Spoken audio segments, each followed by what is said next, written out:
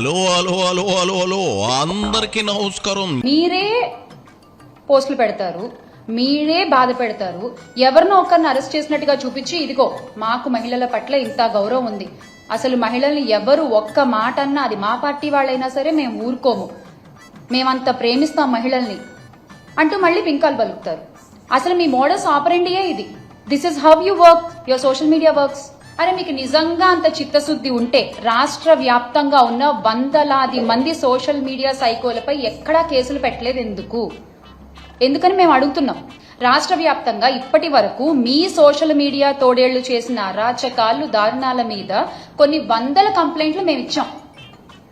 దానిలో ఒక్కటన్నా మీరు చదివారా? కనీసం ఒక్కళ్ళన్నా మీరు అరెస్ట్ చేశారా?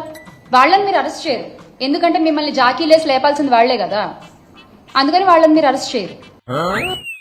ఏందమ్మాయి శ్యామల, ఇది ఓ వైపు అరెస్ట్ చేశారు అనేది నువ్వే, మరోవైపు చెయ్యలేదు అనేది నువ్వే. నీకే క్లారిటీ లేకపోతే ఆట సేపు. నేను ఓ విషయం చెప్పనా, ఇంతకంటే దారుణంగా అమ్మలని అక్కలని పిల్లల్ని భార్యలని తిట్టిన మీ వాళ్ళని అప్పట్లో జగన్ రెడ్డి ఏం చేశాడో చెప్పి అప్పుడు మాట్లాడు.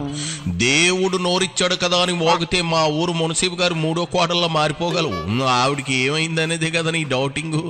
నీలాగే అర్థం పార్థం లేకుండా మాట్లాడితే పక్కింటోళ్ళు 4 కోసేసారు. ఇప్పుడు ఆవిడ అబ్బా జబ్బా దబ్బా అనడం తప్ప చేసేదేమీ లేదు. ఆ పరిస్థితి తెచ్చుకోకు. ఎంత కాదన్నా భావి భారత నటీమణివి కదా, నోరు చాలా ముఖ్యం, జాగ్రత్తగా వాడటం కూడా ముఖ్యమే.